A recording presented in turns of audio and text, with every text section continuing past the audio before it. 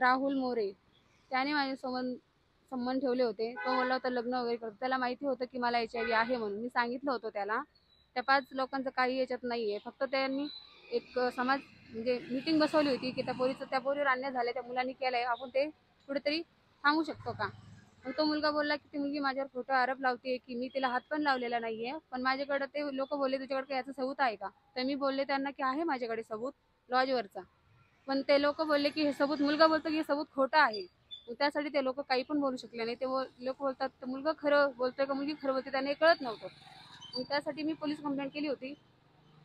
Police complaint केली की त्यामध्ये पण मी असंच लिहिलं होतं की मुलांनी माझ्यावर म्हणजे अन्याय केला आहे. त्या लोकांचा काही याच्यात विषय नाहीये, त्या 5 लोकांचा.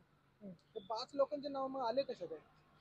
सर ते मीटिंग त्यांनी ठेवली होती ना. ते बोलले होते की तुझा अन्याय म्हणजे अन्याय व्हावा नाही, तुझा न्याय करून देतो आम्ही. ते लोक बोलले होते. पण ते लोक नंतर बोलतात की ते मुलगा कसं काय म्हणतो की हे सगळं खोटं आहे. मुलगा म्हणतो ती मुलगी खरं बोलत नाही, मी तिला हात पण लावलेला नाही, ती माझ्यावर खोटा आरोप लावतीये असं मुलगा बोलतोय. मग त्यासाठी लोकांना विश्वास बसणार नेमकं कोण खरं बोलते कोण खोटं बोलते त्या 5 जणांना माहित नाही. हे सगळं कुठं घडलं होतं हा सगळा प्रकार आणि किती दिवसापूर्वी घडला हे होता? 4 वर्ष घटना आहे, 4 वर्ष झाले याचं. 4 वर्षापासून चालू आहे सगळं. आणि तुम्हाला त्यांनी शब्द दिला होता की लग्न हो, करतो? शब्द दिला होता त्याने. लॉजवर त्याने मला म्हणजे 2021 मध्ये आमचं स्टार्ट झालं नाही का म्हणजे रिलेशन. त्यानंतर 2022 मध्ये आमचं काही भेटणं त्याला कळलं 2021 मध्ये की मला HIV आहे म्हणून. मग 2022 मध्ये त्याला कळल्यानंतर काही भेट वगैरे नाही झाली. मग त्याच्यानंतर 2024-23 मध्ये कसं काय कळलं याच्याविषयी? म्हणजे मी त्यांच्या घरी गेले होते सर नाही का. किंवा त्याचा माझा संबंध आहे म्हणून त्याच्या घरच्यांनी सांगितलं. त्याच्या घरच्यांनी मला मारलं नाही का. ते बोलले तू खोटं बोलतेय, माझा मुलगा तसा नाही. त्याची आई पण बोलली नाही का. मग त्याच्या भावाने पण मला मारलं होतं, त्याच्या मोठ्या भावाने. त्याचा मोठा भाऊ म्हणतो की तुझा काही संबंध नाहीये, माझा भाऊ खरं बोलतोय, माझ्या भावाने तुला हात पण लावलेला नसणार आहे असं त्यांना असं वाटतंय. पण ते सगळं खोटं होतं सर. मी असं का करू शकते, कोणावर मी खोटं का आरोप लावू शकते. मग 2023 मध्ये 24 मध्ये तो बोलला की मला भेटायचं परत एकदा. मी त्याला बोलले आधी लग्न कर, मी तुला भेटू शकते, माझा आधी पण तुझ्यावर विश्वास नाही बसला नाही का. मग तो बोलला मी लग्न तुझ्यावरच करणार आहे, तुझ्यासोबतच करणार आहे, पण मला तुला भेटायचं पुण्यामध्ये ये. मग पुण्यामध्ये त्याने मला त्या लॉजवर बोलवलं होतं. लॉजमध्ये तो परत मला बोलला की लग्न करतो. मग मी त्याला बोलले तुझ्या भावाला समजून सांग नाही का लग्न करायचं असेल तर. तो म्हणला नाही मी माझं शिक्षण पूर्ण झाल्यावर तुझ्यासोबत लग्न करणार आहे. पण तरी पण मी थांबले होते. पण नंतर बोलतो मला लग्न नाही करायचं तुझ्यासोबत, माझ्या घरच्यांनी मला दुसरी मुलगी बघितलेली आहे असं बोलले. त्याच्यामध्ये जे दुसरे जे 2 नाव आहेत, जे 2 नावं प्रतिष्ठित लोकांचे आहेत अशी इन्फॉर्मेशन भेटली होती. ती प्रतिष्ठित नावं आणि काय नक्की काय प्रकार घडला होता? नक्की प्रकार म्हणजे सर ते लोक म्हणजे एक मीटिंग असते आमच्या समाजमध्ये. मीटिंग म्हणजे अशी नाही का बैठक असते त्यांची. ते बोलले की खरं तुझ्यासोबत अन्याय झाला असेल तर आम्ही तुझा न्याय करून देऊ नाही का. तुझ्याकडे काही पुरावे असेल ते आम्हाला आणून दाखव.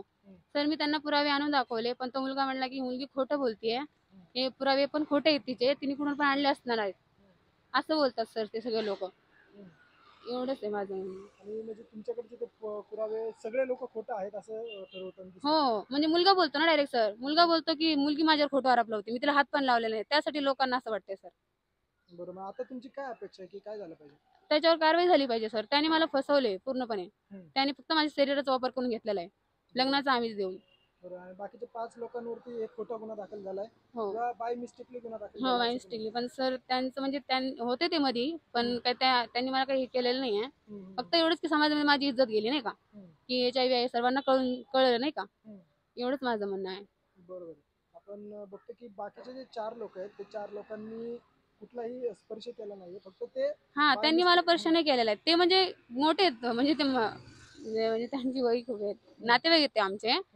त्यांनी मला हात पण लावले नाही असं का नाहीये. फक्त ते मीटिंग असते समाजामध्ये आमची, त्यांनी ते नीट करायला बघितलं. ते कुठेतरी थांबवायला पाहिजे नाही का. एका मुलीसोबत अन्याय झालाय, त्यांना असं वाटलं हिचा न्याय व्हावा, त्यासाठी त्यांनी मीटिंग ठेवली त्या लोकांनी. त्यांनी मला हात वगैरे लावलेला नाही. फक्त गुन्हा म्हणजे त्या मुलांनी केलेला आहे, राहुल मोरे. राहुल मोरे. हा, राहुल धोंडीबा मोरे. आणि हे सगळं खराडीचं जे पोलीस स्टेशन आहे तिथे याच्या बाबतीत नोंद आहे. हो मी दिलेली आहे. हा, आणि ती खराडीच्या बाबतीतच तुम्ही राहायला नगरचे आहेत. हो सर मी सांगते ना. मी शेवगावमध्ये पण गेले होते सर. शेवगावचे पोलीस म्हणले नगरमध्ये घटना घडली, नगरमध्ये जा. नगरमध्ये पण मला सगळीकडे त्याने म्हणजे त्याने मला फिरवलं नाही त्या मुलांनी. तिथलं माझ्याकडे काही सबूत नव्हता सर. मग 2024 मधला माझ्याकडे खराडी पोलीस स्टेशन मध्ये ते आहे ना लॉज, तिथला सबूत होता माझ्याकडे. त्यासाठी मग नगरच्या तालुका पोलीस स्टेशनने बोलले की तुम्ही पुण्याला जा. मग त्यांनी ऑनलाईन अर्ज पुण्याला पाठवून दिलेला आहे. हो 0 एफआयआरच्या माध्यमातून हो ही केस 0 अफेअरचा. खराडी बायपासला आली. हो खराडी बायपास. आता तुम्हाला आतापर्यंत काय पोलिसांकडून काय न्याय भेटलाय का? सर आता चालूच आहे वाटतं त्यांचं, मला तर नेमकं माहित नाही, पण चालूच आहे म्हणून बोलतात मॅडम ते. आज फक्त तुम्ही क्रांती न्यूजला यासाठी भेट दिली होती की बाकीचे बाकीचे जे 5-4 लोक आहेत हां ते ह्याच्यामध्ये आरोपी नाही आहेत, हां. चुकून ही न्यूज व्हायरल होती हो, व्हायरल आणि होती. तुमच्या इज्जतीचा प्रश्न म्हणून तुम्ही आपल्याला बाईट दिली. हम्म. नक्कीच. आणि त्याच्यामध्ये एकच आहे तो राहुल धोंडीबा मोरे. त्यांनी हे सगळ्यांना हा, त्याचा भाऊ म्हणतोय की मी खोटी आहे सर, मी खोटी नाहीये सर. त्याचा भाऊ म्हणतो की कुठे ती मुलगी सगळीकडे चुकतीये, माझा भाऊ खरा आहे. पण त्यांचा भाऊ चुकलाय सर. त्याने तो म्हणजे 4 वर्ष झाली सर आम्ही रिलेशन मध्ये, मी का खोटं बोलू? त्याने मला लग्नाचा आम्ही दिला होता, त्याला माहिती होतं मला HIV आहे म्हणून. ठीक आहे 2021 मध्ये माहिती नव्हतं ना, पण 2023 मध्ये 24 मध्ये माहितीच होतं ना सर. ते कसं काय कळालं त्यांना? ते म्हणजे 2021 मध्ये मी तेव्हा त्याच्या घरी गेलते ना, आमच्या नातेवाईकांनी सांगितलं असं ना, आमच्या शाहूबा मधले नाही का, म्हणजे त्याचेच नातेवाईक आहेत, त्याची मावशी वगैरे आहेत, त्यांना माहिती असं त्यांनी सांगून दिलं असं त्यांना. पण सांगितल्यानंतर मी शांत बसले होते सर नाही का घरी, म्हणजे वाटलं होतं म्हणजे बोलला नाही तो माझ्यासोबत, मेसेज नाही, कुठला फोन नाही, काही नाही. मग मी बसले. नंतर 2023 मध्ये 24 मध्ये तो मला स्वतः होऊन मेसेज केला, स्वतः म्हणला की चल मला भेटायचं पुण्यामध्ये. तो पुण्याला शिकायला आला होता तेव्हा, मग तेव्हाच त्याने मला इकडे बोलवलं होतं आणि मी प्रेम करत होते त्याच्यावर, मी गेले त्याच्यासाठी. आणि म्हणजे त्यांनी तुम्हाला आश्वासन देऊन हा सर, आश्वासन देऊन हे सगळं काय करून. तो बोलला मी लग्न तर तुझ्यासोबत करणार आहे असं बोलला होता तो. अच्छा. हं. ठीक आहे. आपण बघतोय की बाकीचे जे 4 लोक ह्या प्रकरणामध्ये आहेत, ते 4 लोकांनी कुठलाही असा गैरकृत्य केलेलं नाही. फक्त हे 4 लोकांनी हे सगळं काही प्रकरण समजून सांगण्याचा प्रयत्न केला होता. या 4 लोकांचे नाव हकनक याच्यामध्ये आलेले आहेत. तर त्यांनी फक्त प्रश्न मिटवण्याचा प्रयत्न केला होता, परंतु बातमी वेगळी व्हायरल होतीये, ही माहिती आता आपल्याला भेटते. जो राहुल मोरे आहे त्यांनी मात्र हे सगळा काही प्रकार घडून आणलाय. याच्यावरती गुन्हा दाखल झाला पाहिजे अशी या महिलेची देखील मागणी आहे. धन्यवाद.